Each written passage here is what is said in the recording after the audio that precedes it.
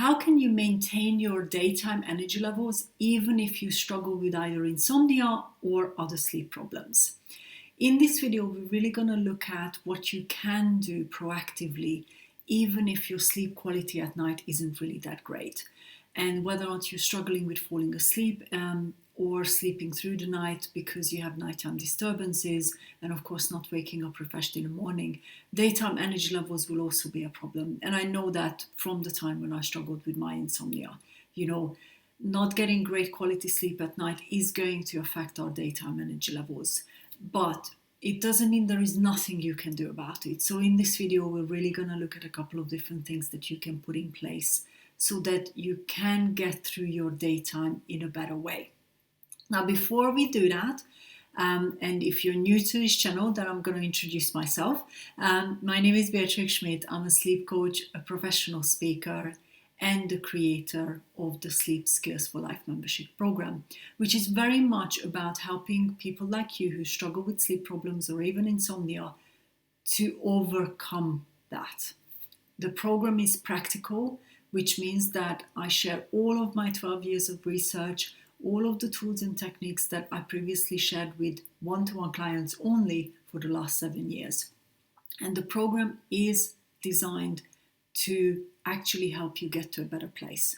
So we set a sleep goal and we work towards it, and I'm here to help and support you along the whole and entire way, through live calls and also the private community as well. So if you're interested in finally overcoming your sleep problems or insomnia, come check it out. The link is below, and I can't wait to help and support you in a much deeper way, in a proper, constructive, structured way to get you to that result.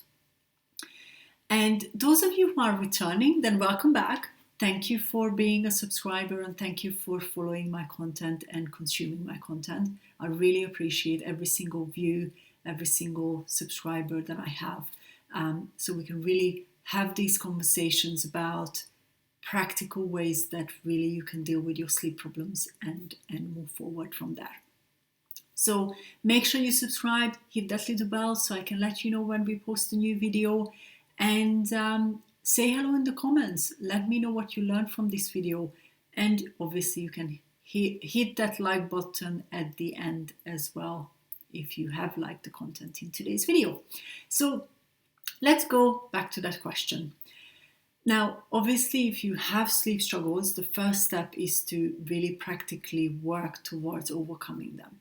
But when I work with clients and we start either the one-to-one work or the group program that I have, we sometimes have to start with helping you to get through the day easier.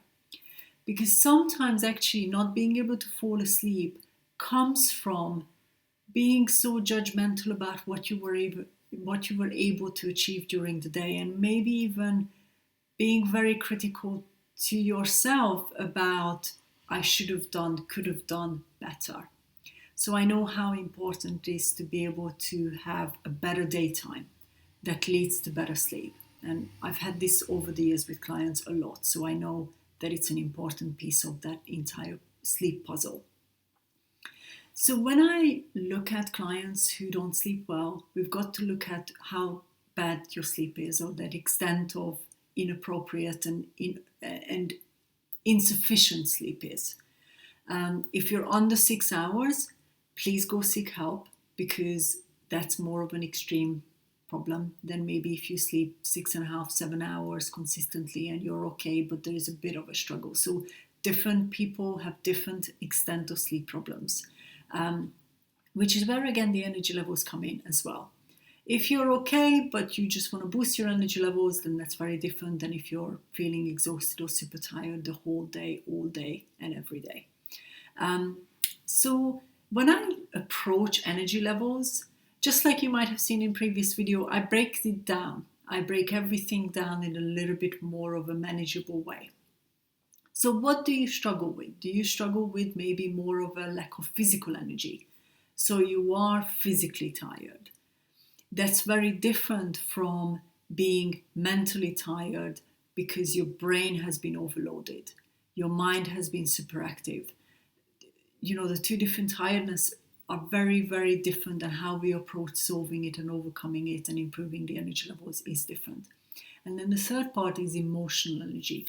If you're deflated and demotivated and feel emotionally drained, again, that's a totally different picture. So which one do you fit into? Sometimes there are combinations, and I get that, but generally one kind of stands out a little bit more than others. And I've seen that with clients. So which one do you struggle with the most? Is it physical energy levels during the day? Is it maybe that mental sluggishness or brain fog and things like that? Or is it that maybe you're emotionally feeling drained, demotivated, not really able to be perhaps even that excited about life? Now, we're not talking extremes here. If you are extremely exhausted all the time, the first step is for you to seek an assessment to make sure that there's nothing else going on. So in this video, it's about more of the general little bit tiredness. So what can you do physically?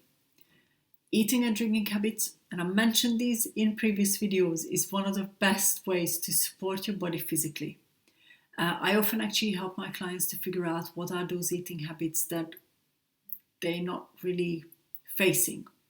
Skipping meals is one of the ones. How you nourish your body is going to help you to create energy levels physically.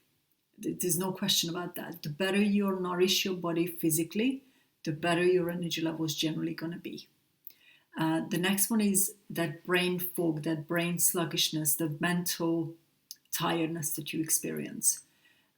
It's really important to make sure that you take breaks, even between work projects or tasks. Please don't just sit down at whatever time, let's say 8 o'clock, and stand up from your desk at 8 in the evening. I have had clients who've done that. That's not going to help your brain to learn to relax and to learn to actually process.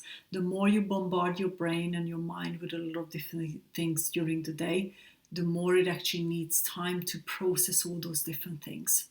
And that can create that kind of sort of mind, not quite overwhelmed, but that kind of just really too much going on, too heavy, just too many different tasks that you needed to do. That's quite typical in these days when we actually spend a lot of time in front of our computers, PCs, laptops. A lot of the work that we do tends to be more this mental work rather than physical work, just like back in the old days when more people were doing physical work. And then the third one is the emotions. If you're deflated, if you're feeling more negative, if you're feeling a lot of maybe anxious type things, frustrations, please seek help with it. Because if you're constantly in that space, it's really hard for you to actually get out of it by yourself. And I shared a video earlier this month about the time when I was going through grieving after my mum passed away, and then emotional sluggishness and demotivations was very much part of my everyday during that time. And I needed to deal with that. I needed to give myself time to actually really overcome that and get the appropriate support so that I could overcome it in a much better way and start feeling more of those neutral and slightly more positive emotions to balance out the overall daytime experience. So these are the 3 different things that I normally look at when I look at improving energy levels. And within the program, we look at literally 20 different ways that you can improve your energy levels. There's different things that you can do depending on your situation. But when you start with breaking it down into these 3 different parts, it's going to give you a baseline to start with something. And then feel free to ask me any more questions if you have on this particular topic of energy levels and daytime energy levels.